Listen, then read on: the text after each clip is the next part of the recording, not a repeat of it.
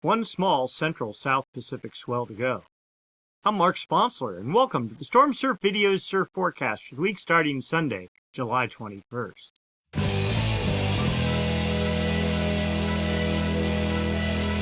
Stormsurf, waves, weather, buoys, altimetry, snow, temperatures, El Nino, weather analysis, essential data for outdoor people, all the time, no hype.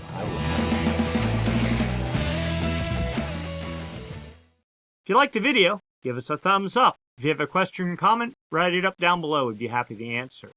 If you haven't subscribed, please subscribe. Click the Stormsurf icon down in the lower right-hand corner of your screen. And if you'd like to make a small contribution to the cause, you may. Hit the special thanks button down below, the heart with the $sign in. With that, I'd like to thank the folks that donated last week.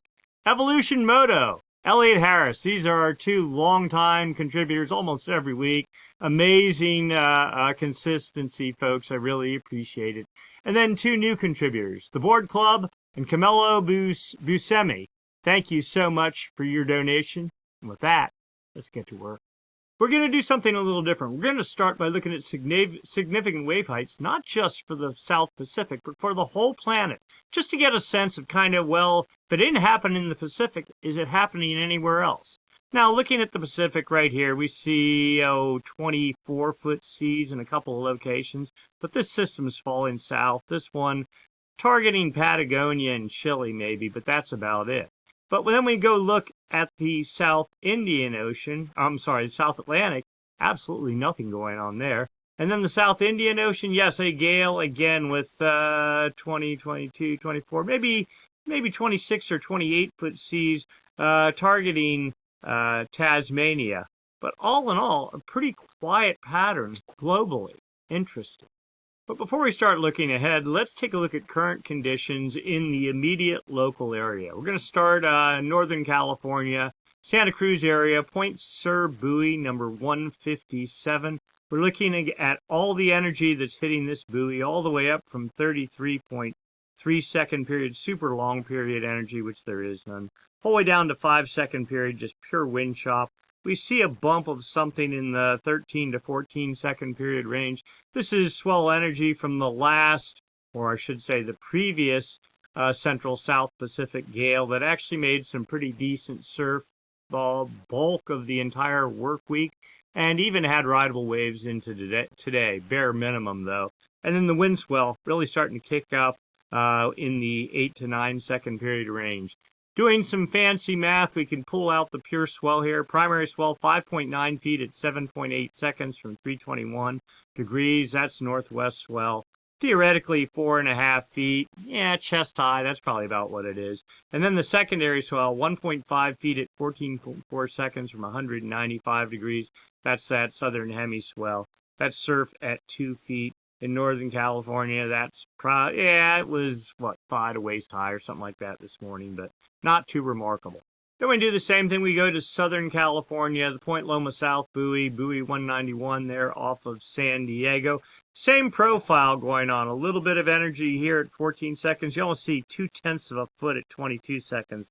Not sure if that's real or not. But you see this, again, the previous Central South Pacific swell at 14 seconds and much less wind swell protected by the Channel Islands.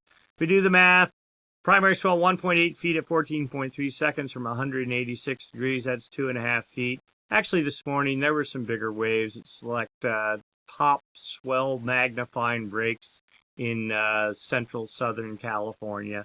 And then that wind swell, 1.9 feet at 10 seconds and all but unrideable. Then we go over to the south shore of Oahu, Lanai. We're using the Lanai buoy, more protected from wind swell. 239, buoy number 239. And again, you see this just dribbles of background energy, dribbles of wind swell, but none of it looking particularly remarkable. What do we have? 1.4 feet at 13.2 seconds from 171 degrees. That's 1.8 feet. Yeah, they were waist-high waves, maybe a little bit bigger this morning.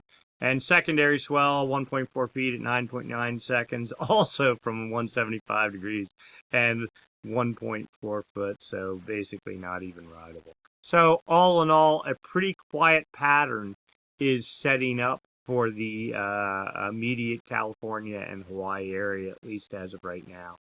All right, so where did all this come from? The swell that hit this previous week. If you watched last week's video, you know. But just as a recap, so we're going back to Saturday, July 6th. What's that, 2 weeks ago? A primer gale pushed under New Zealand with 26 to maybe 27-foot seas. And all that really did was serve to rough up the ocean surface for this. The remnants of that primer gale then redeveloped southeast of New Zealand on Monday, July 8th. And there you go, 33-foot seas aimed at the northeast, building to 34 feet. And then another little 30, 32, 34, 36-foot seas. Oh, there you go, 39.7-foot seas. These are the highest seas right down here over the entire image or domain, if you want to call it that. At 52 south, 154.75. That's what made the swell that peaked on Wednesday, continued into Thursday, and then was fading on Friday and starting to get buried by wind swell. By Tuesday, this system, Tuesday the 9th of July, it all faded out. And then there was, let's go back here. There was, not right there, here we go, another system that developed behind all that. Let's see if we can find it here. There we go. Right there on Sunday. So this was last week, the 14th of July. Just 30-foot seas and then 28-foot seas going to 26 feet. 26 to 20. Oh, they're 28.6. Okay, one little pixel of 28-foot seas. There we go. Building more as we went into Monday. This would have been a week ago. And pushing to the south or the eastern edge of the Southern California swell window, about 118 west. So right to there, producing some swell. That is pushing north towards California. We'll get into that in a moment. And then another little system tried to develop even more on the hairy edge of the Southern California swell window. Not a whole lot's going to come from that. Most of the fetch aimed east, but a little bit of dribble is expected to radiate north. This system now targeting more of Chile, Peru, and up into Central America. And then you see as we got into Thursday, it faded out. We'll run this right out to where we are. Yet another system targeting Patagonia with 42-foot seas.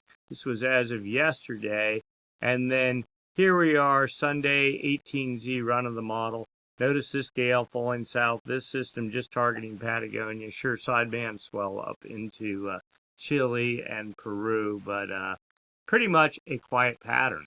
All right, so let's go look into the future. We go out 1 week. That's about all that's really believable. But from the GFS model, yes, it does go out 2 weeks, but after 7 days, whatever it produces 90% of the time is just complete nonsense. All right, so we're going to start by looking at Jetstream level winds, the upper atmosphere. These are winds up about 30,000 feet. These winds help support gale formation. When those gales form, help direct their track. We're looking for a trough. They push in the jet in the southern branch of the jet to the north, just like what we have here. That helps create a clockwise flow aloft and down at the ocean surface. That's the hallmark of low pressure. And of course, low pressure, when it's strong enough, generates winds. Winds get traction on the ocean surface and impart energy to the ocean, creating seas. Those seas, as they radiate or propagate away from the fetch area, get groomed out. The shorter period elements disappear, exposing the real swell. And of course, swell, when it hits your beach, turns into surf. So we have a very weak trough here in the far southeast Pacific. We know there is some sort of activity going on in this area, but with only 90 to 100 knot winds aimed to the north, not too impressive. That pattern continues into Monday and then even into Tuesday and maybe Wednesday, but the ice line somewhere right around here. Really, this is focusing more on Chile and Peru. That system fades out. Now notice a ridge starts building on Thursday, the 25th of July, pushing south. That splits the jet stream, creates high pressure, and that doesn't do anything for storm production. Now it is a weak trough, and you get the sense the whole southern branch of the jet really is right, if anything, over Antarctic ice by Friday. That pattern continues, and we're into a week from now, Sunday, Let's see, there we go, the end of the model run.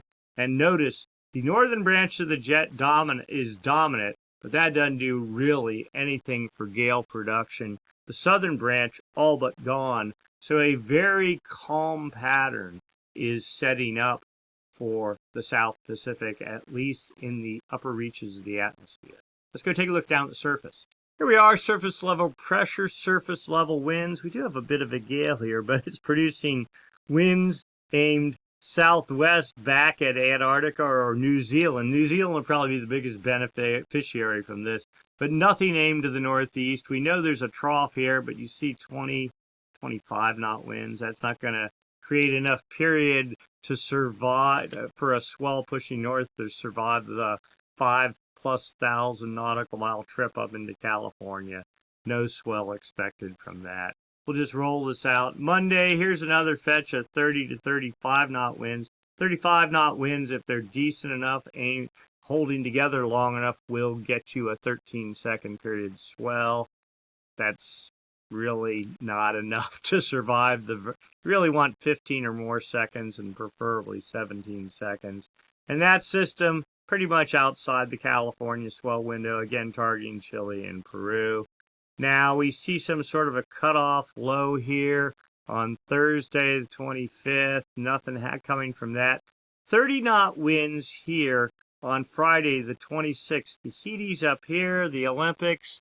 I think that starts on the 29th, 27th, I'm sorry. So this actually would be in the Tahiti swell, the Tahiti swell window and the Olympic swell window. And then there's this other little weird fetch developing over here, but nope, that fetch all aimed back at, I don't know, the islands here in the far west Pacific, so nothing from that. And then that is, I think, about it. Well, look at this. New on the models, not much, but 40 knot winds, aim northeast on Monday the 29th of July. Again, a week out, probably not believable, but we'll have to keep our eyes on that. Maybe there is some hope after all. All right, what's the effect of those winds on the ocean surface? Well, right now we have 24-foot seas all aimed south there. We have some fetch producing 24-foot seas targeting South America, but that's about it at the moment. You see even things pushing under Tasmania falling south. That's not a good sign. That suggests blocking high pressure or at least a very weak jet stream. As we push into Tuesday, yes, a gale with 33-foot seas. Again, Chile, Peru are the primary target. California, not even close. We're out to Wednesday, the 24th of July, 28-foot seas. But again, the cutoff for Southern California, about 117 west. So again, this looks like a South America storm. And let's see, we're out to the 25th. Now, we know there's some fetch here. What do we have? Maybe 18-foot seas under the, maybe I can get this. There, 20-foot seas. So, pretty much at this point, anything, 13-second period swell pushing into Tahiti would be just fine. This is forecast for the 26th. I guess this would arrive maybe the 28th and the 29th if it forms. Not much of a swell, but it would make something rideable on the south-facing French Polynesian islands. And then we go to Saturday, the 27th. That fades out. Now here comes our new little mini gale as we get into Sunday, the 28th of July with 26-foot seas, but it's so tiny. You know, you really not only need 40-knot winds, but they got to be aimed at you, but they have to be over a large enough area, and that's like dropping a pebble into a swimming pool and expecting to ride the resulting ripples radiating out. Say the odds are pretty low of anything coming from this system, but we'll keep our eyes on it. All right, wind forecast for California and Hawaii. Here we are Sunday, trades 15 knots. For Northern California, 20 to 25 knot winds off. That's North California there, Central California there, Southern California there. And the wind swell was definitely picking up, and it was a pretty blown out mess up in San Francisco this morning. So we get into Monday, the gradient starts lifting north. High pressure here, heat, low pressure inland creates this kind of a enhanced northwest flow. And sometimes you get an eddy flow if the core of the low sort of moves just a little bit off to the west.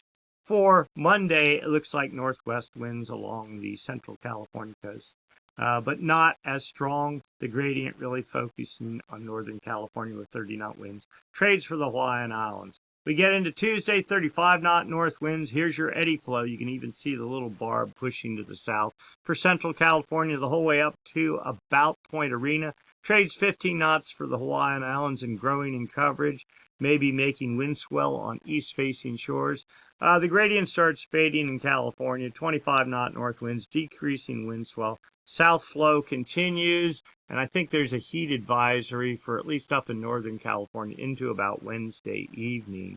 So we get into Thursday, then northwest winds, 20 to 25 knots. The eddy flow collapses. That's probably why and that would be my guess, that you would probably get fog, and then that would bring temperature relief to most of California. Trades 15 to 20 knots for the Hawaiian Islands. East wind shear swell for sure. Friday, here we go, northwest winds, 20 to 25 knots over Northern California, 15 knots pushing down the coast. Can't see it, but I'll show it here. A little tropical system forecast developing. In fact, let's go run back here. Yeah, it really develops. You can't see the date when I do it this way. So this is Friday. Let's get into Saturday. Again, northwest winds, wind swell for California, and west winds trades 15 knots for the Hawaiian Islands. And then Sunday, the tropical system theoretically continues, maybe losing a bit of energy. Yeah, you can see it. It's fading out. Trades for the Hawaiian Islands, northwest winds for the north and central California coast. And just because we can, let's take a look.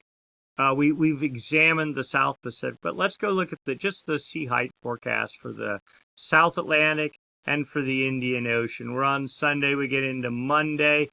Some sort of a gale developing here, riding up the Antarctic ice here. Sort of looks like it wants to target South Africa. Indian Ocean, not a whole lot happening. So we get into Tuesday. There we go. Oops, let's go back.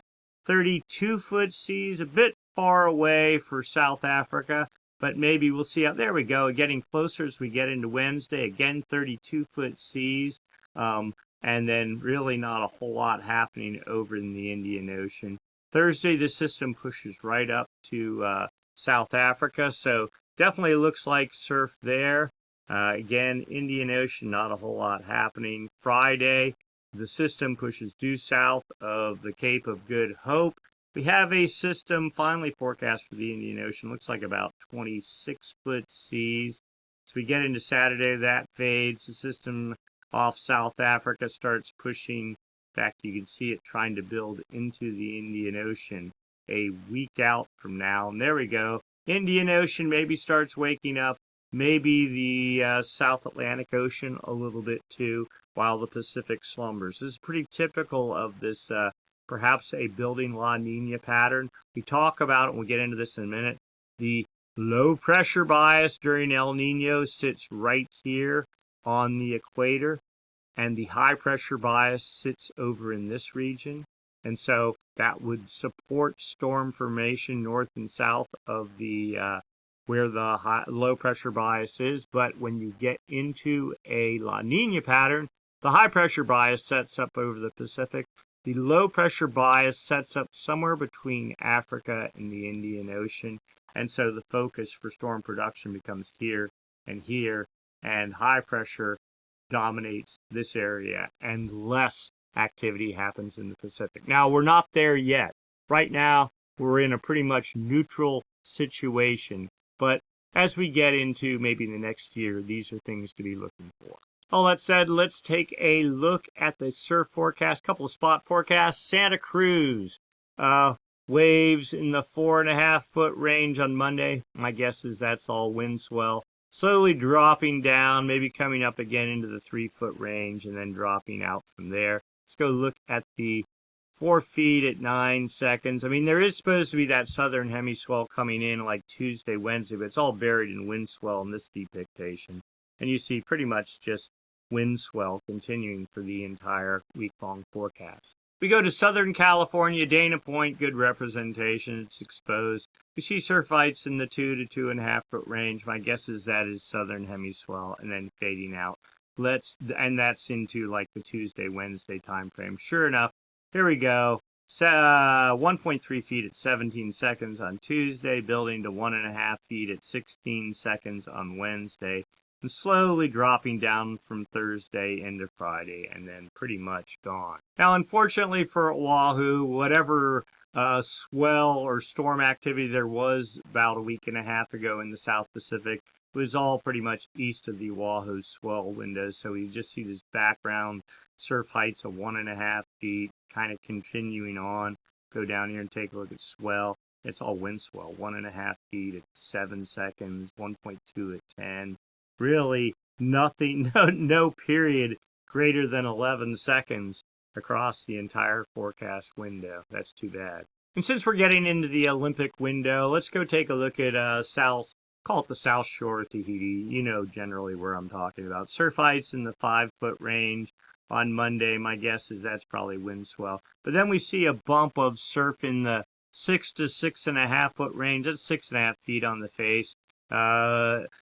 Particular breaks with good bathymetry could get something bigger out of that. That would be starting on the 27th, the opening of the Olympic swell window. Yes, the 27th and the 28th. Let's go look at actual swell. Yeah. Well, here's some background swell. 4.5 feet at 14 seconds on Monday, trickling down. But then as we get into Saturday, the opening of the Olympics, we're looking at 5 feet at 13 seconds. And then 4 feet at 14 seconds. So there actually is some hope. Not huge, but there is hope, and there could be something rideable. And then the backpackers forecast, we're just mainly looking at temperatures here. At the intersection of Tioga Pass Road and the Pacific Crest Trail, that's up about 8,700 feet, so that's the line here. This is elevation, depending on what your elevation is, and if you're starting at 7,000 feet, well, temperatures will be hotter. But if you're starting up in Tuolumne Meadows, then here's what your temperatures would be. And if you're going up to 13,000 feet, well, then you can see the temperatures will be much cooler. But in general, temperatures in the 60 to 65 degree range into about, maybe Sunday, the 28th of July, and then in the 55 to 60 degree range after that. I mean, pretty steady, a little bit warm right now and then a little bit cooler later, but nothing out of the ordinary one way or the other. The good news is, I guess it's good news, most of the snow is all melted off now. The mosquitoes, not sure of that status. It was pretty bad in when was that? Early July when I was there, or late June, and hopefully things are drying out a bit now. All right, let's go take a look long term. What's going on with the two major weather oscillations that affect our weather in terms of surf and storm production, both in the north and the southern hemisphere? The MJO, the Madden-Julian Oscillation, and of course the El Nino Southern Oscillation. We'll start by examining the MJO, or we're looking for signs of the active phase of the MJO, the Madden-Julian Oscillation. There are two phases, the active phase and the inactive phase. The active phase is our friend. It's like a low pressure system when it's crossing the Pacific. It takes warm, moist air because it's a low pressure system and vacuums up warm, moist air, lifting it high aloft up into the upper reaches of the atmosphere. That condenses, eventually forms clouds, but what it also does is add energy to the jet stream. A stronger jet stream is more capable of producing troughs like we looked at before, and those troughs in turn support storm formation and surf production. The inactive phase does the exact opposite. It's not like a high pressure system. It creates falling air, and that basically cuts off the main supply of energy to the jet stream over the Pacific, splitting the jet stream and doing nothing for storm production. So we're looking for signs of the active phase of the MJO by using surface level winds, the TAO buoy array, series of buoys strung across the equator used for monitoring El Nino, but the wind sensors tell us what winds are doing, 5-day average winds on the surface. The active phase of the MJO is in progress over the Pacific, it dampens trade winds. Trade winds are generated by high pressure. If the inactive phase of the MJO is in flight, then trade winds are stronger than normal. So we're just looking at these long arrows here. The other colors here are temperatures. We see strong east winds, and we're just looking 5 degrees. Oh, sorry, let's get oriented. This is the equator. 180 is the date line right there. That's New Guinea there. So this would be the West Pacific. This is the East Pacific. We're just looking at the arrows. Winds strong out of the east over the East Pacific, strong over the Central Pacific, and moderate over the West Pacific. This is where, when the active phase, again, it moves from west to east around the planet. When the active phase moves over this area, what I call the Kelvin wave generation area, this is where all the magic happens in terms of fueling energy to the jet stream. We're looking at winds. They are moderate. But you know what? It's not the actual wind speeds that matter. It's the anomaly, the difference from normal for this time of year. Looking in the East Pacific, we see just baby little arrows. So wind trades about normal for this time of year. Maybe a little bit stronger over the Mid-Pacific and a little bit stronger over the West Pacific. So no sign of the active phase, and if anything, maybe weak signs of the inactive phase. Zonal wind anomalies. So this is a past performance and a forecast for the east-west component of the wind. Again, easterly winds, the blues, generally associated with stronger than normal high pressure, and the inactive phase of the MJO, not our friend. Westerly anomalies, the oranges and the reds, are weaker than normal trades, suggestive of low pressure, and that would be the active phase of the MJO. Now, this is the whole plan on one chart. We know the date lines right here, 180, right up the middle of the chart. Far West Pacific starts about 125 east, so right here.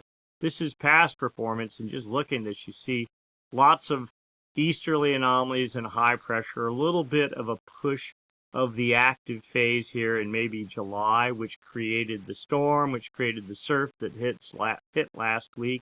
Now, strong easterly anomalies in control. The forecast says, well, maybe another little push of some westerly anomalies late July, but I think this might not be the active phase of the MJO, and I'll show you why in a minute.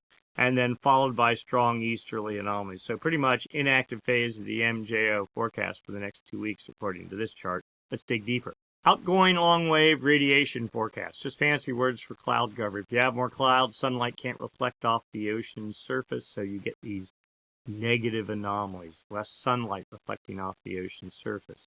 The oranges and reds, clear skies, a lot of sunlight reflecting.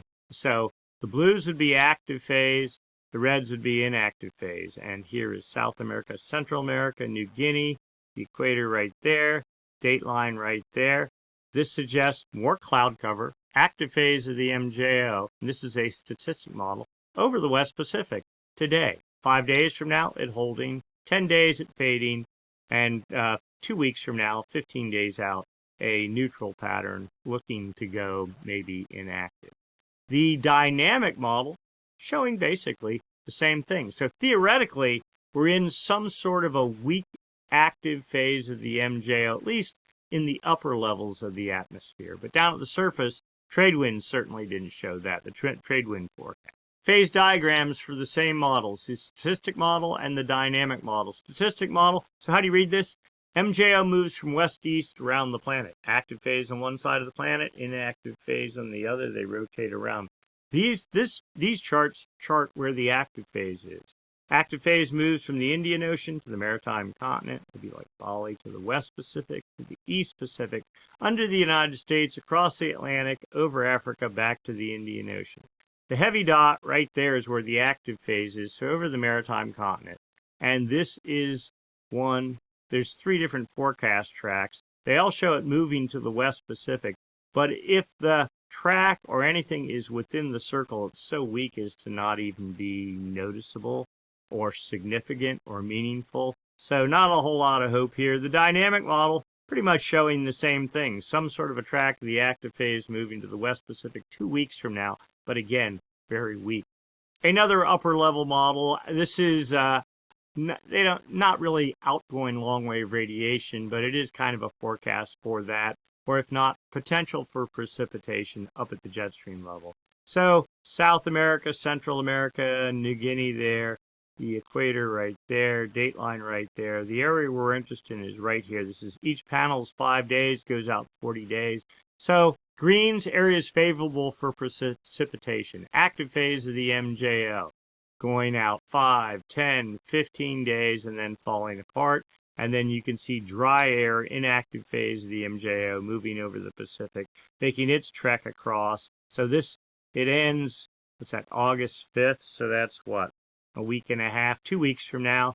And then as we get into August 5th, 10th, August 15th, the whole way through August, inactive phase of the MJO. So whatever shot we have at any last surf is going to happen in probably the next 2 weeks with the inactive phase and taking over after that. All right, so here's the CFS model. This is out, again, 850 millibar zonal wind anomalies. Is the wind stronger out of the east or out of the west? This is up about 4,700 feet, but a good proxy for what's going on down at the surface.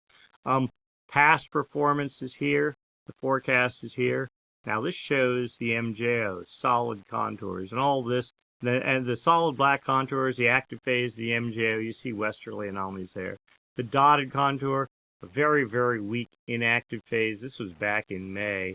So we got into June and July. Really not a whole lot going on. There was our last little bout of westerly anomalies. It was tied to an ER, equatorial Rossby wave. So another sort of tropical variability, not as dominant as the MJO, but there are these different waves that in the atmosphere that go into play. Anyway, our Pacific starts about 125 east, so right there. Here we are today. Basically, east anomalies in control. You see this equatorial Rossby wave trying to move across the Pacific. So we get about a week out from now, but all it's going to serve to do, it won't even create really a little patch of westerly anomalies, but basically just punches a hole in the easterly anomalies. And then as soon as that's over, as soon as you get into the beginning of August, easterly anomalies in control. Look at this, active phase. You almost get the sense maybe there is an active phase trying to push across here, but it's so weak, the models can't even literally draw the black contour to suggest it's the active phase. And all it does is knock the trade winds down a little bit, and then they come roaring back. So no hope there. So then let's go out 3 months. The CFS model, 850 millibar zonal wind anomalies. This is past performance down here, and this is the forecast up here. The date line runs right up the middle. The all-important West Pacific Kelvin wave generation area starts 125 east. So between about here, this box right in here is what we're interested in. This is the same old story we've seen. The blues easterly anomalies, you see, they're building the whole way into fall and taking over more and more of the Pacific as westerly anomalies today almost to the date line retrograde further and further west. And you see the bulk of these westerly anomalies at about 90 east, so over the maritime continent, if not the Indian Ocean. Again, this is the high pressure building in the Pacific, low pressure building in the Indian Ocean, and even here, zero is south of England, so Atlantic and Indian Ocean. Let's overlay the MJO. There we go, right, there we go. Weak active phase, supposedly in control for another week here, but so weak as to be meaningless. Another one theoretically coming in August, but the other models don't show that at all. They just show inactive phase and then nothing. Let's overlay the low pass filter. That's really going to tell us the story. All right, the black contour, you can't see it, is the low pass filter, the low pressure bias, if you will. During this was last March and April of this year.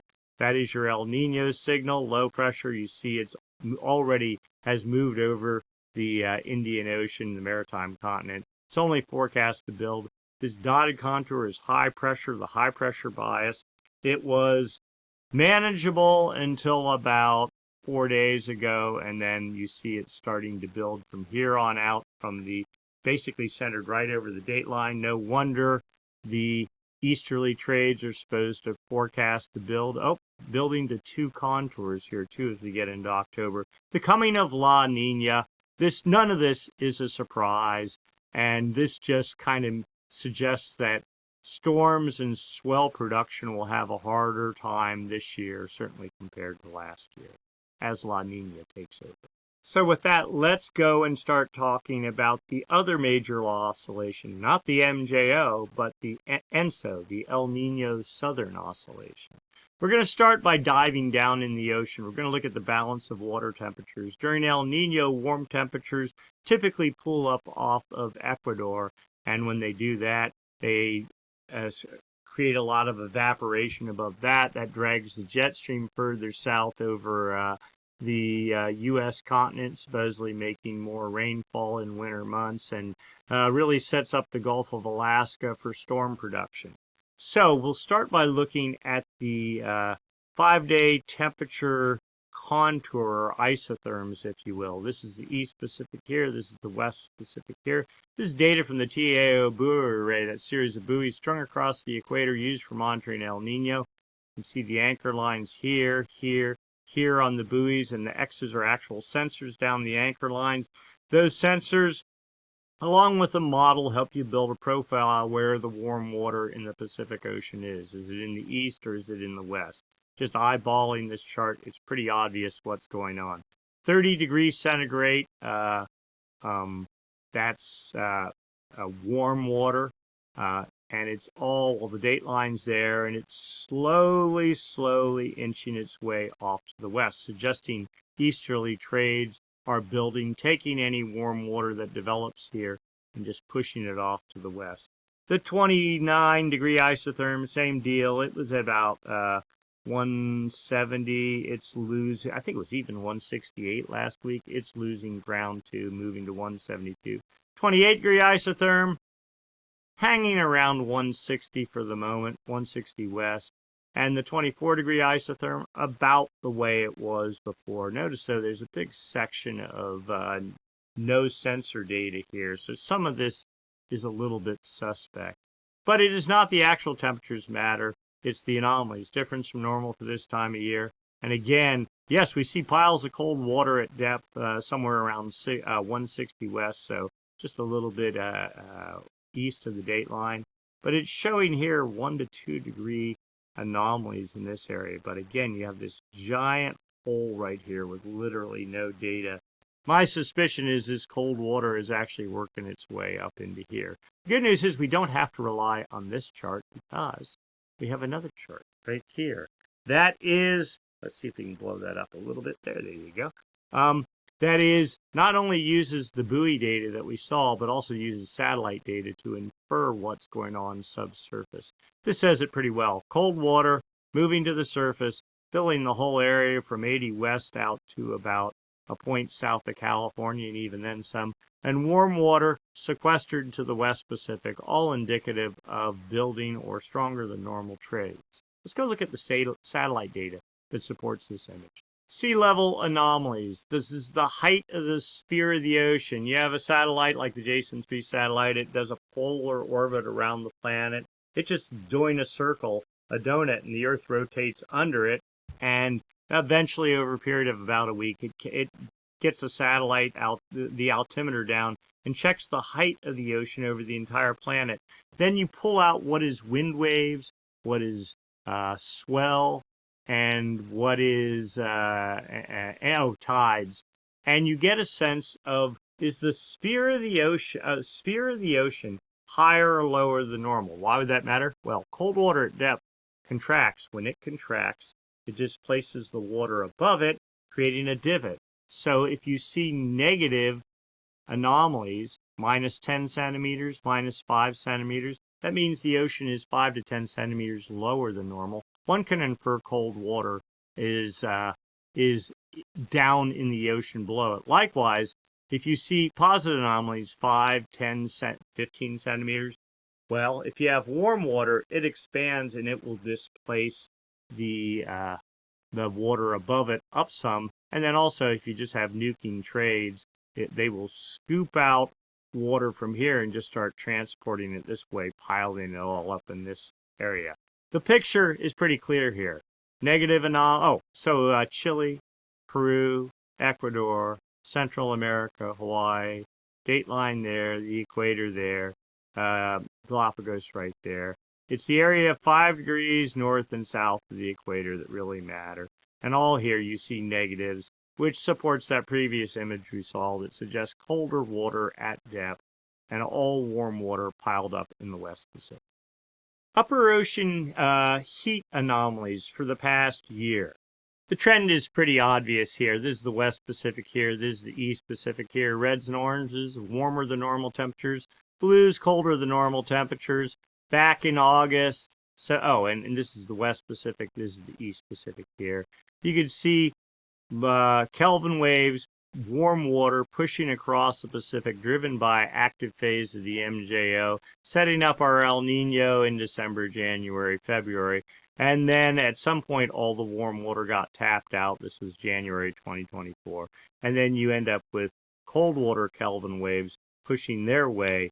They call them upwelling Kelvin waves, pushing across the Pacific. We had a little bit of a break here in June. It almost looks like trades died. I go, well, maybe La Nina is fading, but now it's trying to make a resurgence. But nothing super remarkable one way or the other, just suggesting we are well out of El Nino, moving towards La Nina. Then we go to the ocean surface, right? This is sea surface temperature anomalies, departure from normal for this time of year. I think it updates, it's almost daily. So you see the blues colder than normal temperatures, and there is Chile, Peru, Ecuador, the Galapagos, Central America, Hawaii, the equator right there, dateline right there. You see colder than normal temperatures from that cool pool working their way to the surface, making it and tracking across the equatorial Pacific, but not huge in coverage, and quite a fair amount of warm water here, especially to the north, not so much to the south, but certainly over in the West Pacific. This is a La Nina signal, but certainly not the biggest of those that I've ever seen. But the trend for the past 7 days is sea surface temperature trend. You see cold water starting to get more of a foothold, at least just now, suggesting that La Nina is pulsing, or the inactive phase of the MJO over this portion of the Pacific is feeding trades, which are maybe blowing a bit stronger and creating this upwelling, tapping that cold water at depth. Starting to, there are pockets of warming, but it's probably more on favor of the cooling side of the equation. And the backed off view again, you see warmer than normal temperatures over the entire planet. That's a different story. Certainly warmer than normal in the Atlantic, supportive of hurricane or tropical development. But in the Pacific, weak La Nina looks like it's trying to set up. But how much is it really setting up? Well, let's take a look. The CDAS Nino 1.2 index. This is not the exact official record, but it's a good, sort of day-to-day monitor. You can just sort of see what's going on. 0 is neutral. So back in May, we were already crashing from El Nino in this region. This is the area right there by the Galapagos in Ecuador, with temperatures basically down about 1 degree below normal. Then we got into June, late June, and it looked like La Nina was stalling. Temperatures just for about 2 weeks ago went dead neutral, but now we're starting to tick back down about half a degree below normal. In fact, the official number here, 487 thousandths of a degree below normal. And this isn't the official El Nino monitoring region. This is sort of like the staging area for it. Not really that cold, which is actually a good thing. And then we go to the official El Nino monitoring region, the Nino 3.4 region. This is the area on the equator, 5 degrees north and south of the equator, from about south of California up to about the dateline.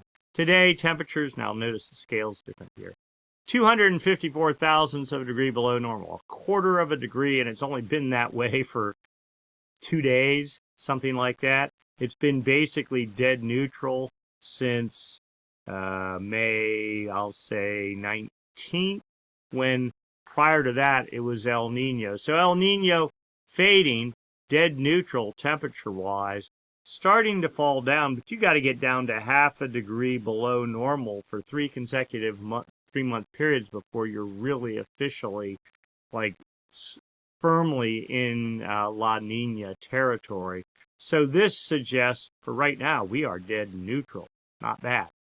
Weekly temperature anomalies, the official record. So this is, I know it's a lot of data. This is Nino 1.2, this is Nino 3, Nino 3.4, and Nino 4 region. The Nino 3.4 is the official one. The last weekly reading for the week of July 17th, 0.2 of a degree above normal. You can see we've been hovering right, just like in those previous charts, hovering right at or just above neutral since beginning of May. Prior to that, we were up in, here's our El Nino, and even more so, 2.1 degrees above normal in mid-November. So, ENSO neutral, it looks like, from a sea surface temperature perspective. So what does the atmosphere think is going on? So we talked about, subsurface, we talked about the MJO and how it affects the movement of water in the Pacific and how the jet stream interacts with that. Then we talked subsurface temperatures, and that sort of gives you a long lead of what's coming in the future. Then we talked sea surface temperature anomalies, which kind of look neutral right now. And then the air interacts with the ocean, all right? And so what does the atmosphere think is going on? We look at the Southern Oscillation Index, the difference of pressure between Tahihi and Darwin. Remember, we were talking about high pressure and low pressure biases, and the MJO, for that matter, being the active phase being low pressure, the inactive phase being a high pressure system. They travel west-east across the Pacific. So we can see that all happening. There's like a 200-year running comparison data set between Tahihi and Darwin, Australia. When pressure is lower in Tahihi, the index goes negative, minus 5.11. But one day is not a trend. But we look back, hey, look at this. Wow, deeply negative. And it's been negative for, I think it was 13 days, something like that. No, this is 11 days or so, just looking at it. So a good run of negative numbers. Where were we? Oh, and then look at that. We were positive, negative. So this all looks like MJO related stuff. A couple weeks on, a couple weeks off. Then we go look. Let's see if we can pull this over. The 30-day average. Okay, that takes some of the noise out of it. Minus 2.85. And where were we? Well, we were at minus 6, as one would expect during El Nino. But we went positive, but now we're going negative again. So, hovering in neutral territory, just eyeballing it. And then the 90-day average. Now, this is kind of going back 3 months, but minus 2.36. And where were we a month ago? Minus 3.79, minus 4 sort of thing. So, again, everything here suggesting kind of a neutral pattern. Let's look at a graph. Here's that data graphed out. So this is really nice. Here's 0, dead neutral here. This is from Australia, BOM, Bureau of Meteorology. They say plus 7 to minus 7 is neutral. I like a half and a half, but either way, you can see here's our big La Nina when we were up at 20, 25 for 3 years. That held into about, January of 2023, and then, the downward spikes are the active phase of the MJO, low pressure. The upward spikes, the inactive phase of the MJO, high pressure. So big low pressure run here to get us into like June of 2023. El Nino, and here's the cutoff. But then last summer, it stalled. Then we tried to get back going into get some El Nino momentum in the fall. Just really never happened. And as by the time we got to January and December, we were just basically dead neutral. Here's where we are today, dead neutral. I'll take this over La Nina any day of the week. I wish our El Nino would have been stronger, but, beggars can't be choosy. What is the forecast for the sea surface temperatures in the Nino 3.4 region from the CFS version 2 model? It actually kind of upgraded and showing here temperatures into July in the plus 2, plus 3 kind of thing. And now it shows this giant drop off. I don't see that happening as we get into August, and we'll be down at like minus 0.6 degrees. And then this model actually got even worse the past couple of days, down to minus 0.5, or it was like I'm sorry, minus 1.5, was like minus 1.2 or 3. So it suggests maybe a building, a little bit stronger La Nina, but still even a, let's see, so a half a degree to 1 degree would be a weak El Nino, half to 1.5 degrees would be a moderate La Nina.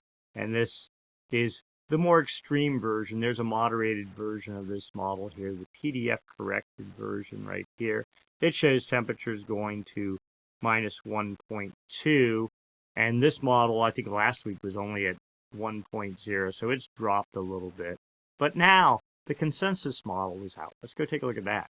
This guy updates once a month. It's a looking at every model, the dynamic models, every model, and a lot of governments, you know, the European, Japan, United States, France, they all have their models. And statistic models, there's a bunch of them here too as well. And then you mash it all together and try to get a feel for what do all the models think is going on. So let's see if we can do this. The dynamic average says temperatures going to minus 0.7 of a degree. That's way better than what that last model we looked at. The statistic model here says temperatures only going down to minus 3.3 of a degree, but the CPC, that's the people that make this, their consolidated forecast shows temperatures down at minus 0.79. So that's weak La Nina territory. That said, let's go examine the details. Dynamic models. This is July, August, September, October, November, December. You get it. Here's all the models. Where was our, see if we can, there's the CFS model. This shows temperatures down minus 1.3. So this must be the PDF corrected version of it. Average of all the dynamic models shows temperatures dropping down to 697 thousandths of a degree, just a little over half a degree. And that would be in the November time frame. The statistic models here, average of the statistic model, minus 3.15 in, when is that, January. Okay, then you mash this all together with some fancy weighting factors. This shows temperatures, the average of all models, 521 thousandths of a degree, half a degree below normal. That is barely a La Nina. I'll take that any day of the week over where we were for the 3 years prior to this past El Nino. Somebody actually made a comment, I forget who it was, but they were talking like, well, maybe the PDO is changing, and we're not going to get into the PDO. I'm keeping my eyes on it on the side, though. The Pacific Decadal Oscillation. We've been in this, I'd say, cold phase. It's like a phase that supports La Nina since 1998, and it kind of goes 25 years on, 25 years off, and I sense that we're due.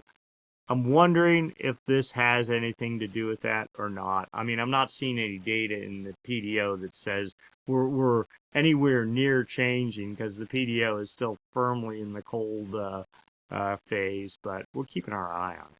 All right, so for right now, there is one more small Central-South Pacific swell pushing north, expected to impact California, Tuesday, Wednesday, Thursday sort of thing. I mean, small's the operative word. We're talking waist to chest high kind of thing. But after that, really not a whole lot expected. The South Pacific looking quite quiet.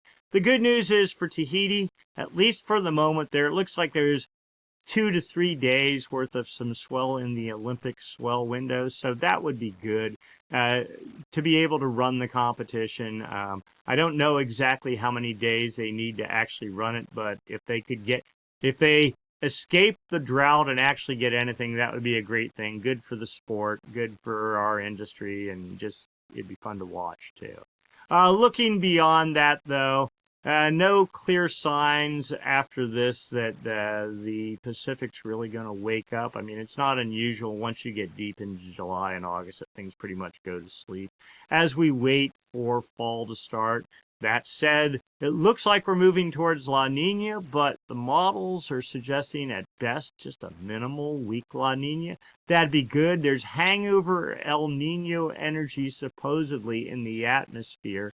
Maybe that with a weaker than expected La Nina or a weak La Nina might help us to eke out some semblance of a quasi-normal fall and winter.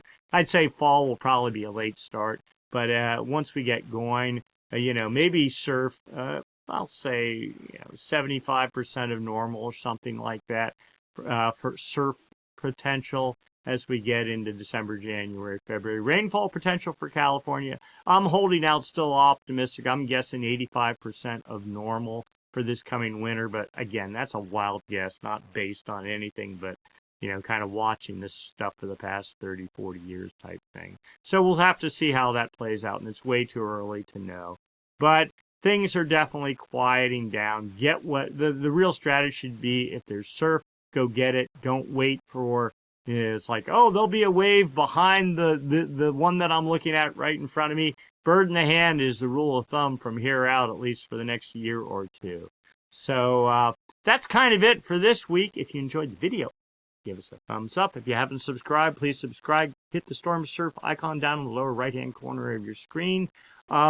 If you have a comment or question, write it up down below. We'll take care of that. And if you'd like to make a contribution to the cause, use the super thanks button down below, the heart with a $sign in it. We always appreciate your contributions. It helps keeps the channel afloat and keeps us getting equipment so we can continue to pay the bills and keep this thing going.